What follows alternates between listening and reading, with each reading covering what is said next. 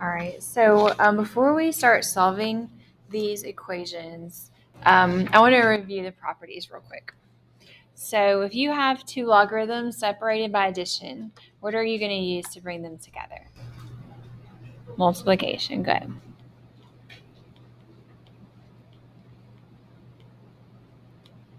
Right. And then when they're separated by subtraction, we're going to use division.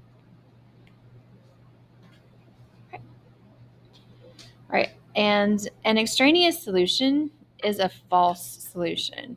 And we've talked about several different types of equations that have false solutions. And sometimes it's a case where you just plug it back in and you get like 2 equals 5. And that's obviously not true. But in this case, what's going to happen is you're going to plug it back in. And the argument, which is what you're taking the logarithm of, is just not defined, which means the argument of a logarithm has to be greater than 0. So it can't be 0, it can't be negative. So sometimes when you plug in the answer, you get a negative argument or you get the argument is 0, and so you just mark off that answer. It's an extraneous solution. So that's what we're going to check for. We're going to make sure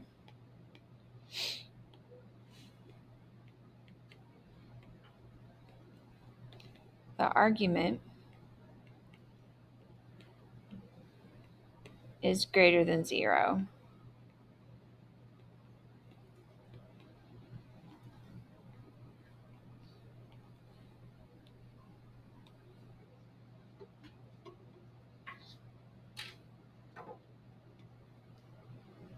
All right.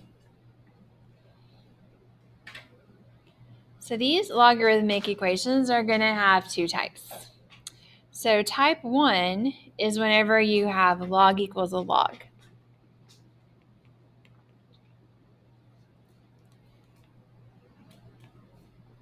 Okay. So you can get it down to 1 log equals 1 log. Then to solve it, it's not a big deal. You're just going to drop off the logs and solve.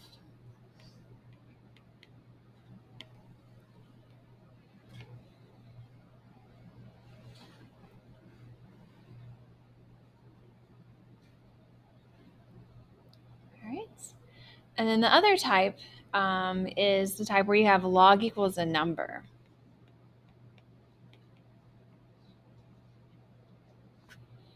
Right. And then on this type, you're going to do something that I just kind of made this up. That's not what it's officially called.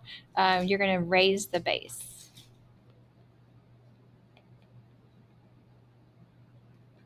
I almost spelled bass like music. Or like the mathematical term for what we're doing is called exponentiate.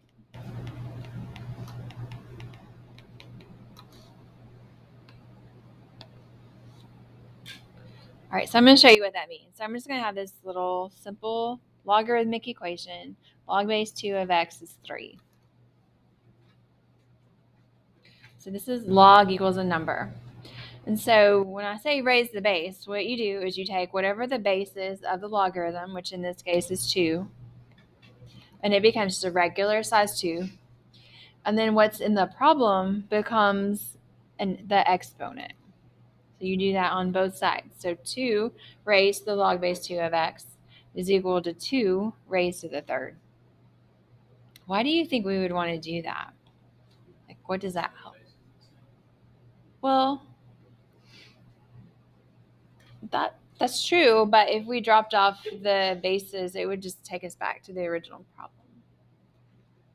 Is there a property we've talked about that deals with this same situation?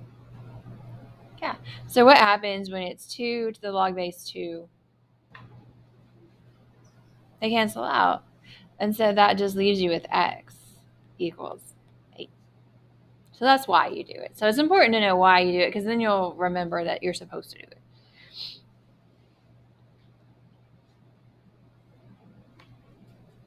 All right.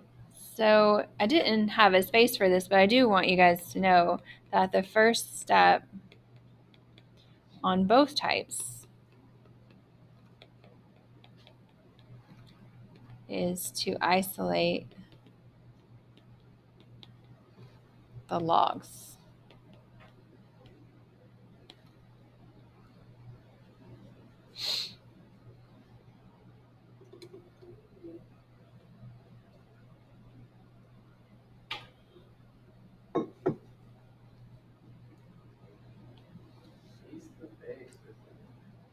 What? For natural log, isn't e the base?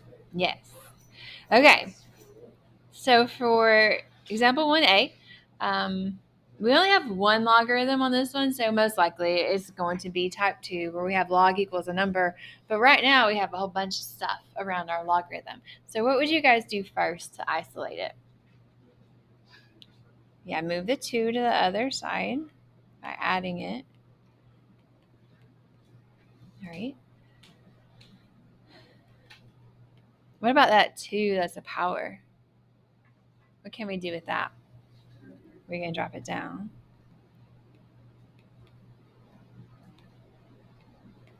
Now, technically, if we didn't do that, we can still get the right answer to this problem. It's just going to look different.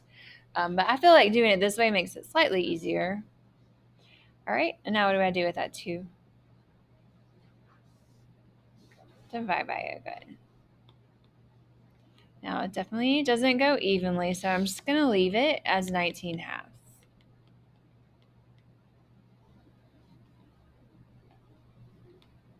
Okay, so now we have log equals a number, so this is type 2.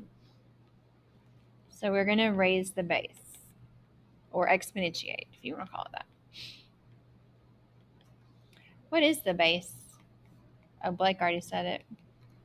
For natural log, it's going to be e.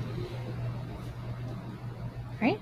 So what we're going to do is e raised to the natural log of 3x is equal to e raised to the 19 halves. And the whole point of that is so the e cancels out the natural log, and you're just left with 3x. Now, without a calculator, there's no way we can know what e to the 19 halves is, but we don't care. It's fine. We're going to leave it just like that. And then our last step would be to divide by 3. So our answer, some of these answers are going to look pretty weird, but that's okay. That's our answer for x. Now, we do want to make sure when we plug it back in that we don't get 0 for our argument and we don't get a negative for our argument. So e is almost 3. So is there any way that we can take that e, raise it to an exponent, divide it by 3, and ever get a negative? No, there's no exponent that makes something negative. It doesn't exist. So this is fine. This one checks out.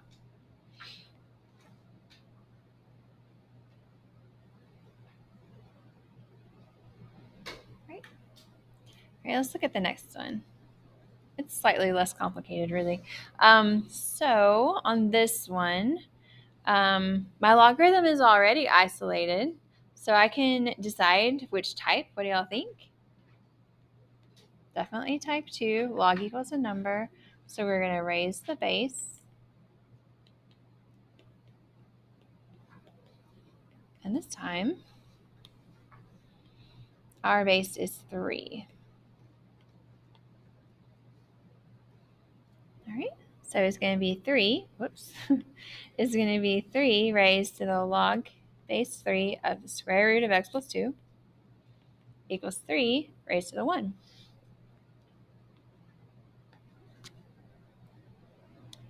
Okay, and then remember we do that to cancel out the log.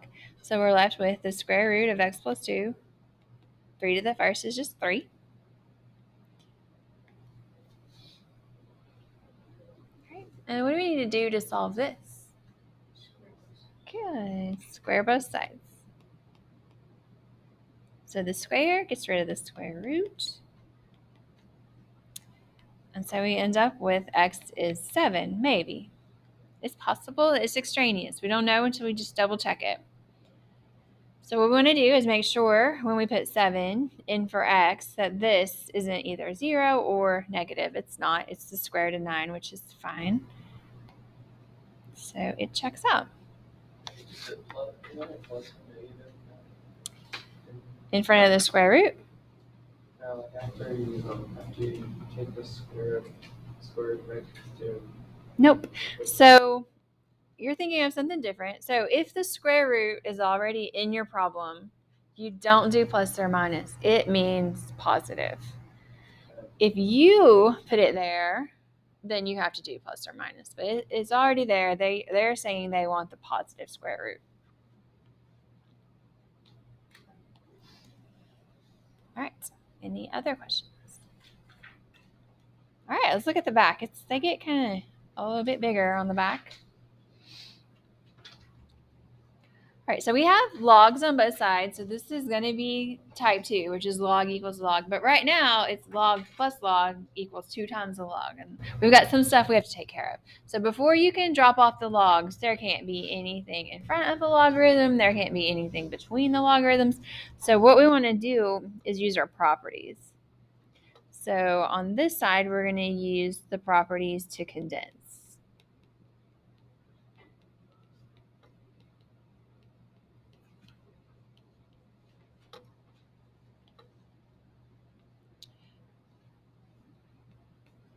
All right, so those logarithms are separated by addition, so we're going to use multiplication to bring them together. All right, and then on the other side, we can't drop off a log if there's something in front, so what can we do with that 2? We can move it up to an exponent.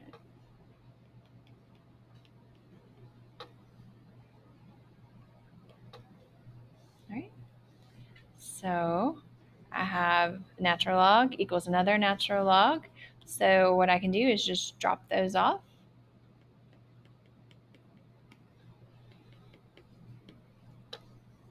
I don't know what I was writing.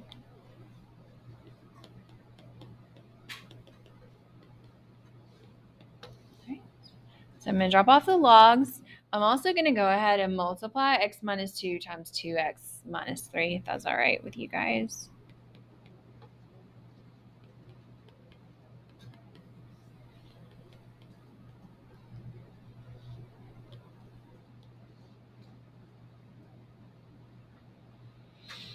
All right, it's a little more complicated than the equations we solved on the other side, but this is a quadratic equation.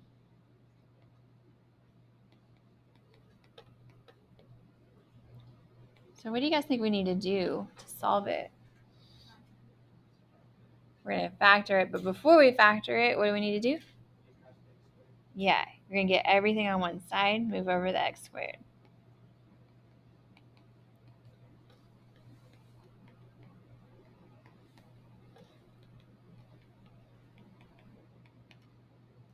All right, so subtract the x squared. And most likely it's going to factor. If it doesn't, there are other things we can do. But this one does.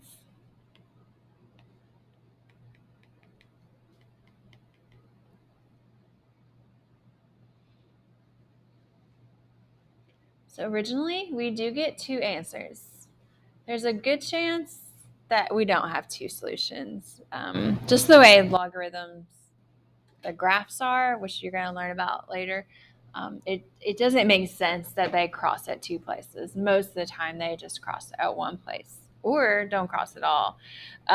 So the only way to know is to check these solutions, make sure we don't get a negative argument. So, or a 0 argument either. So if we put 1 in for this x, we get a negative argument. We get -1 there, and then same thing here. So it's extraneous, so we just mark it out. But when I put 6 in, that's positive, that's positive, that's positive, so 6 is a solution.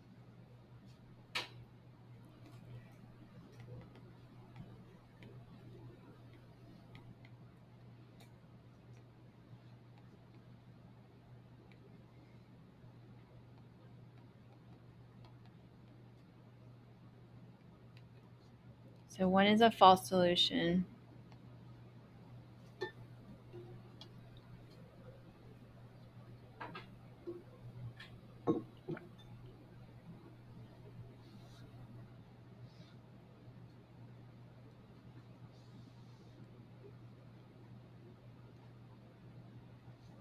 All right, so let's look at D.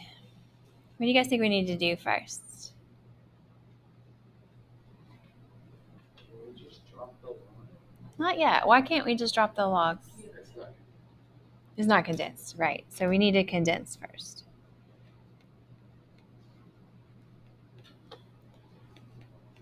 All right, so these are separated by subtraction, so we're going to bring them together using division.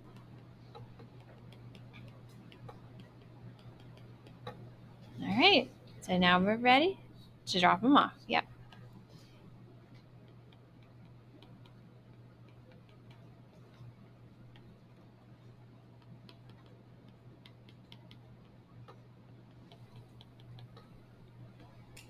All right, how are we going to solve this equation?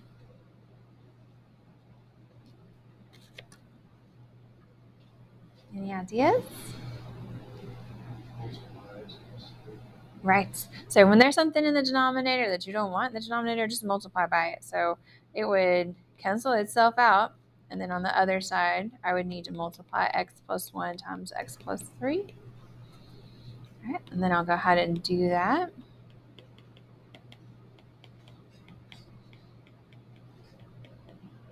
All right, and now we're in the same situation that we were on the other one. We have a quadratic equation.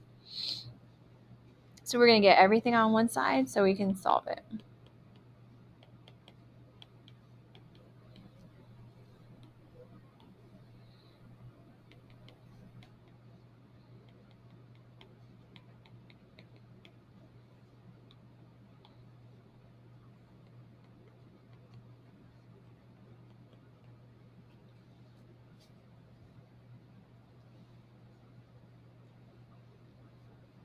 So we get to two solutions. Probably not really two solutions. So we're going to take those values for x and we're going to check the original problem. So if I put -4 here, that's fine.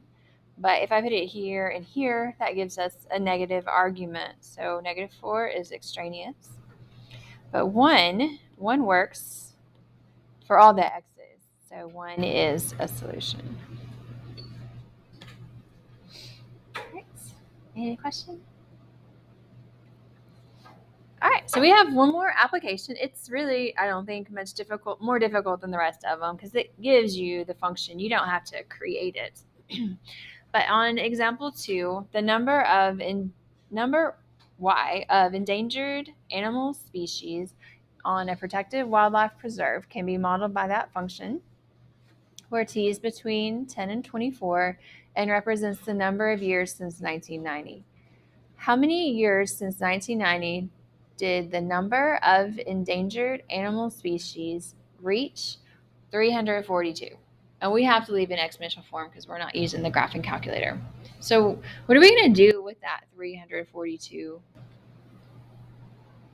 Is it a time or is it a number of animal species? It's the number of animal species. So we're basically going to put it in for y, or we're going to set our function equal to it.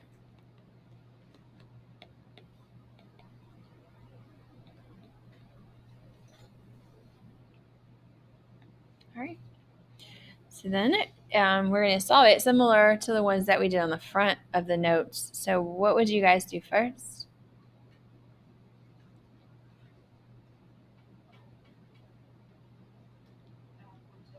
Good. So we want to isolate that. So we're going to add the 117. So 159 natural log of t equals 459. All right. What will we do now? Is it isolated yet? Not yet. We want to go ahead and divide by 159, and it doesn't go evenly. It probably will reduce, but I'm not worrying about that today. Okay, now what do we do?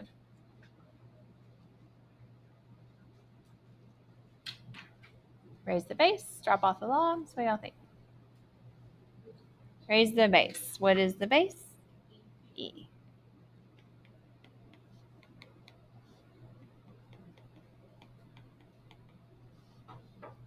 All right, so that is going to give us our time of E raised to the 459 over 159 years. No idea what that is. I could tell you if you're curious. All right, any questions? All right, so your assignment is a worksheet.